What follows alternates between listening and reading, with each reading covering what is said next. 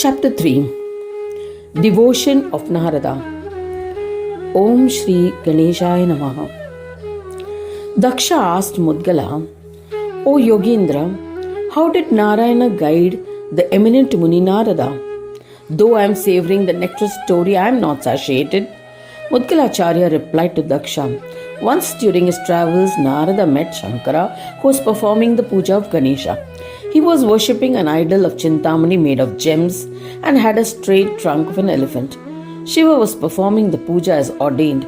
Shiva was observing austerities. Without disturbing him, Narada bowed to him and went to Vaikunta. Bowing respectfully to Vishnu, an effulgent Narada inquired with wholehearted devotion, O Narayana, I bow to you. You are verily the Lord of this world, Jagadisha. O Lord, please clarify my doubts. I had gone to Kailash to meet Shiva. O Janardana, I saw that he was worshipping an idol of Ganesha with great devotion and excitement. Tears flowed from his eyes and he was lost in love for Ganesha. Seeing Shankara absorbed in meditation, I maintained silence. I bowed to him and, O Mahavishnu, I came to you and noticed that you too are chanting the Ganaraja mantra. The unmanifest Avyakta Brahma and Shankara are not different. Shankara is a form of Brahma. Shiva is devoid of Vikara and is himself the bestower of all siddhis. O Lord, you are his Shakti, named Narayana. You are the form of eternal bliss, Sadananda, and are concerned the universal Atma, Sarvatma. So, both of you do not need to worship any other deity, yet you worship Gajanana. O Lord, who is this Ganaraja? Why do you worship him? Why does the Lord of the universe Shambhu also worship him? O Keshava, you can clear my doubts. Lord of Rama, goddess of good fortune, Ramanatha, you are omniscient. I have approached you as a disciple. Please expound. Mudgalacharya continued the narration, saying that listening to the requests of Narada, Kesha was pleased with his sincerity and devotion to Ganesha. Recognizing him as a devotee, as a deserving devotee, Narayana said, O Muni Narada, I do not want you to have any doubts. So, listen to what I have to say. Ganesha is a form of yogic peace. Attaining peace by yoga is to become a form of Ganesha. There is no doubt about it. Ganesha is verily the consort of Siddhi and Buddhi and resides in an abode named Swananda. It is by our devotion to him and his grace that we can bestow Siddhis to all. He is the one and only Vinayaka, one without a Nayaka or leader. He is our Nayaka, and hence we worship him reverentially and sing his bhajans with devoted antakarana to attain yogic peace. Antakarana refers to the totality of two levels of mind, namely the buddhi and intellect, or higher mind and the manas. The middle levels of mind, which according to theosophy exist as or include the mental body. Antakarana has also been called the link between the middle and the higher mind, the reincarnating part of the mind. In Vedantic literature, the Antakarana, the internal organ, is organized into four parts. Ahankara, ego, identifies the Atma, self, with the body as I, Buddhi, the intellect, controls decision making. Manas, the mind, controls sankalpa, will or resolution. Chitta, memory, deals with remembering and forgetting. Once I too had gone to Kailasha, the abode of Shankara. I was astonished to see Shiva performing puja of Ganesha. When the rituals of daily puja was completed, I inquired with curiosity, O Sadashiva, you are devoid of any entanglements and are nirvikara, not subject to any change. You are Brahma, which is considered by Vedas as the unmanifest Brahma and Brahmanaspati, Lord of the Vedas, knowledge, mantras.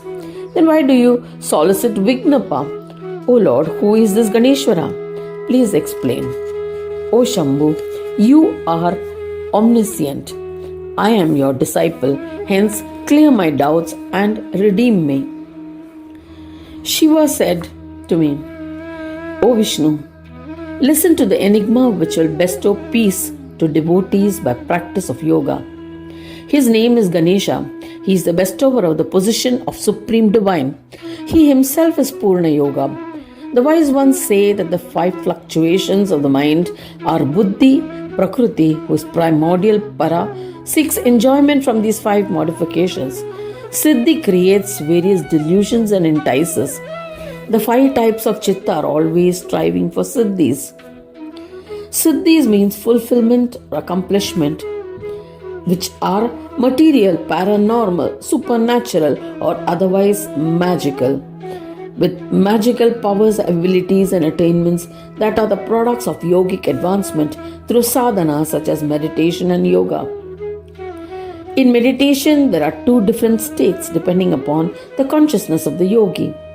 That samadhi where the consciousness of the yogi retains a sense of I-ness, that is his nature, personality, etc., is called samprajnat samadhi. But where the personal I-ness does not remain, that is, the individuality is lost and the mind is free of analysis, reflection, sense of the world, etc., is called asamprajnat samadhi. O Superior One, comprehend that Siddhi is a means to acquire the 4 Purusharthas, the goals of life, namely Dharma, Artha, Kama and Moksha. She is a means to attain union with Brahma, Brahma Bhuyatva. How can one who has merged with Brahma and become the form of Brahma be deluded? O Vibhu, how can one who has merged with Brahma be deluded by Dharma, wealth, desire, fulfillment and liberation? The chitta of such a yogi does not possess these 5 fluctuations, as he has become the form of Ganesha. This is certain. The syllable Ga is a symbol of the state of Samprajnat Samadhi. The syllable Na symbolizes the state of Asamprajnat Samadhi.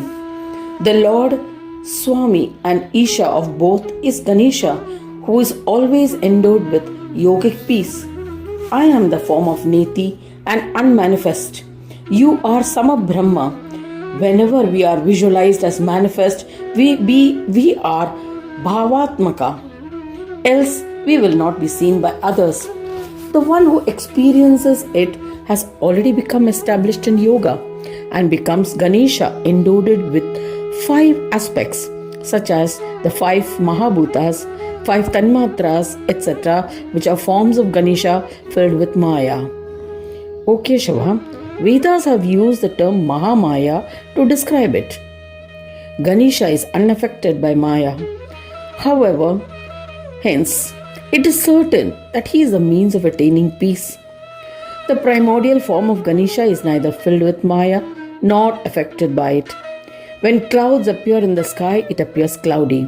But these clouds are not a part of the sky. In the same manner, even if Ganesha appears to be filled with Maya, he is not so. The only path by which he can be realized is the practice of Shanti Yoga. He cannot be realized by any other path. O Lord, for the seeker to realize that I am Ganesha or I am inherently Brahmanaspati is Ganapati Yoga. I have expounded this precept to you. It is by following this process one acquires the knowledge of Ganesha. O learned one, forsake the 5 tendencies of Chitta and become Chintamani. Forsaking Chitta means not allowing the tendencies of the mind to be generated in it to attain complete peace. Saying this, Mahadeva stopped speaking. O Mahamuni Narada, I have imparted the highest knowledge of Ganesha. It's the same Ganesha who has given us our positions as creator, preserver, and annihilator. He is the one who bestows yogis with a position of divine experience, Brahma Bhuyatva. He is a family deity. Therefore, we sing his bhajans and in his praise. Mudgalacharya continued the narration of the legend, saying that after listening to this elucidation, Narada bestowed to Vishnu and left for a forest. He practiced yoga. Yoga Abhyasa is the effort of the mind to remain in its unmodified condition of purity. He meditated on Ganesha in his mind and performed japa of the superior Ganesha mantra. After 10 years, Ganesha became pleased with the Muni's austerities and manifested. Seeing Ganesha, Narada was astonished. He prostrated to Ganapa with palms joined in reverence and lauded him with various hymns.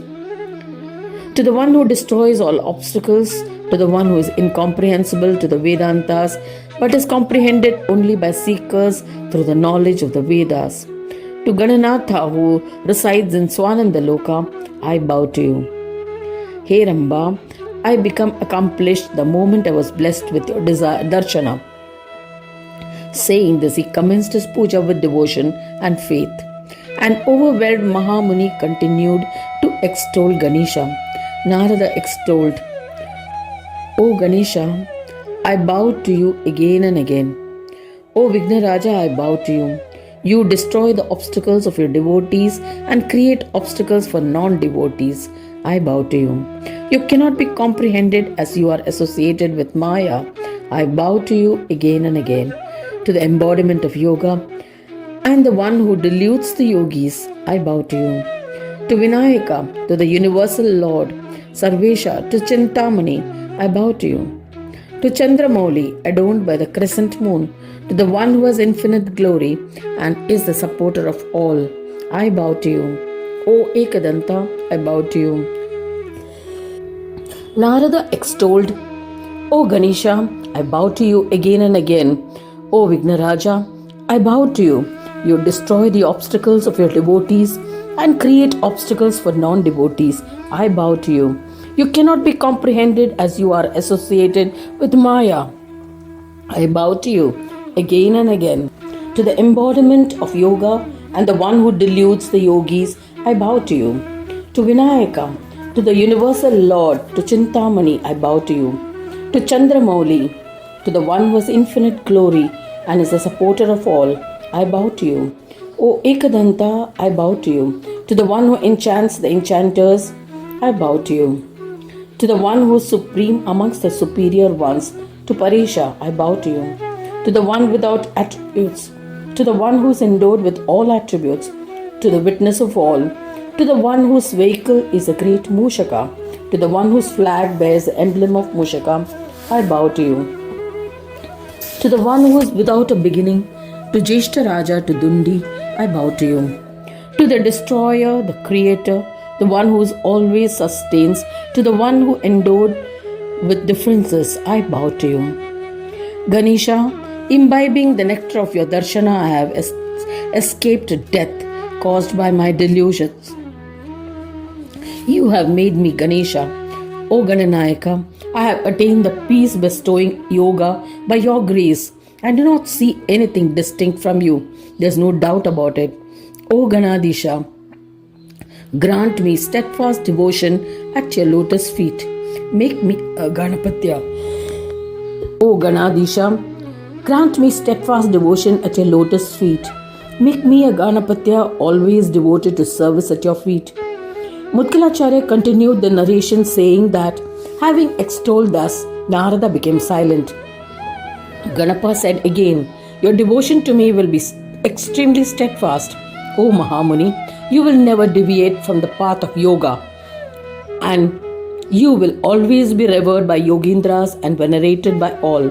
This stotra that you have composed will bestow yogic peace to all. Whoever reads or listens to it will be blessed with enjoyments and liberation. After granting these boons, Gajanana became absorbed in the heart of Narada. Since then, the Muni always saw Ganesha in his own heart. O Prajapati, I have narrated the legend of Narada. Anyone who is engrossed in reading or listening to this glorious tale will attain ascent. Thus ends the third chapter titled Devotion of Narada in the second Khand of the Puran Upanishad, Srimad Mudgal Puran, describing the legends of Ekdanta, dedicated to Sri Gajanana. End of chapter 3.